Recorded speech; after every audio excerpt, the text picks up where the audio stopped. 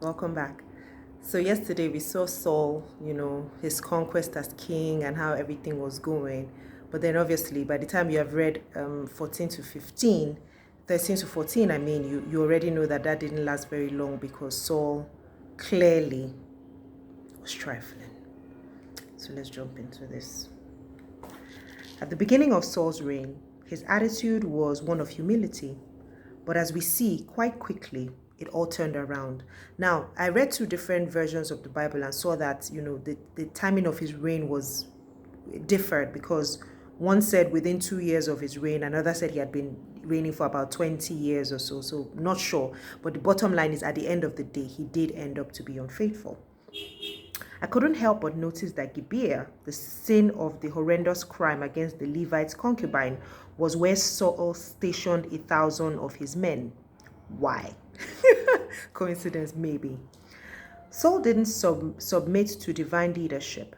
He was a leader, but Samuel was still the priest. He wasn't meant to offer any sacrifices to God. So I don't know why he felt like because Samuel was delaying that he could offer the sacrifice. And the sacrifice was obviously unlawful and not acceptable to God. Whether he acted out of impatience or because he felt he had the right to, he disobeyed God's instructions and chose his own way. We saw that Saul turned out to be a people-pleasing leader. That was one of the things I picked up. I don't know if you did too. The people were afraid when they saw the size of the Philistine army when they were going to war, and this was Saul's opportunity to inspire confidence in them by putting his trust in God and assuring the people that God would save them. But clearly he didn't. As a result of this, God found himself another man to lead the people.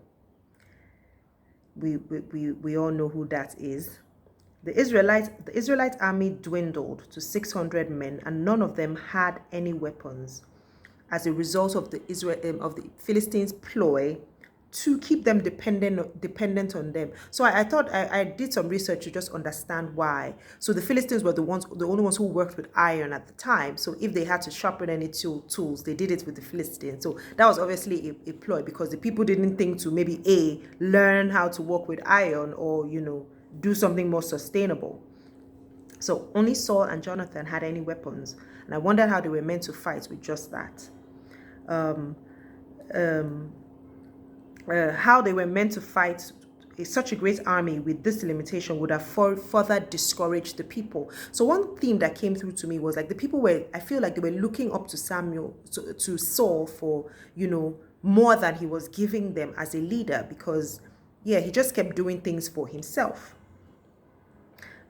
Jonathan, unlike his father, was quite brave.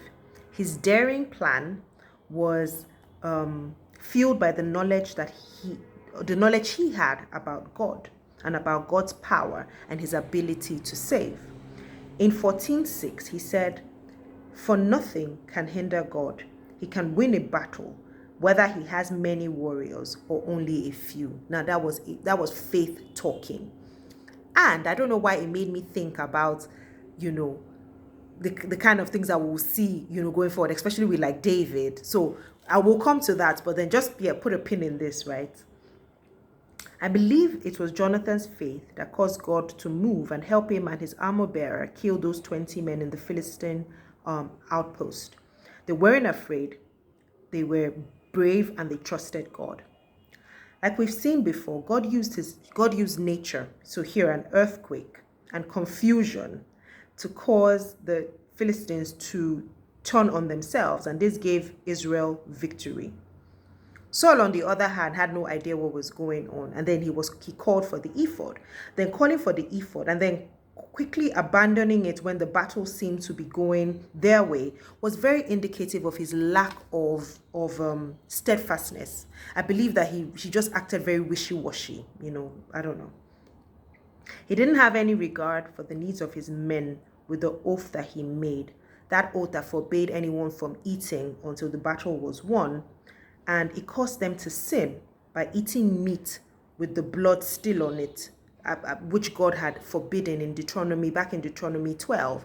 And then Jonathan obviously sinned because he made that oath when not everyone was there. Jonathan and his armor bearer were clearly not there, so he didn't even know about, the vow.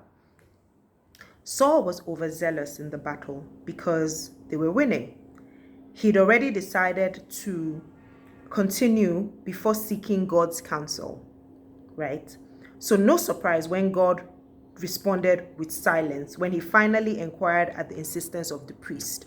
So this was the time when they wanted to go back to battle, and it was like, oh, he had already said, oh, let's go. And then he says, then the priest was like, won't you inquire? And he was like, oh, inquire. And even when he inquired, God was like, Shibi, you've made up your mind, go. It made me think about times in my life that I may have done something similar. How about you? Saul, as far as I was concerned, or I'm concerned, was a questionable leader. The whole business of putting Jonathan to death because of the honey was very, very weird. The people saved Jonathan though, and for me, I feel like as a king, that's what you ought to have done. I mean, it reminded me of Jephthah's vow, and he was going to sacrifice his daughter. Thank God in this instance, the Israelites spoke up, and Jonathan wasn't killed. Obviously, I know that God's hand was in it because Jonathan has a part to play. But in spite of his questionable leadership, God gave Saul military success. Now, here's where I saw God in these chapters. God is the God of perfect timing. He's never too early, never too late, just in the nick of time. And I've seen this happen in my life so many times. He works out situations, even delays.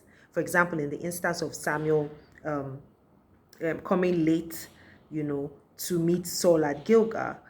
And he did those things that he did for his ultimate purpose. All time is in God's hands. The sooner we know this, the better for us.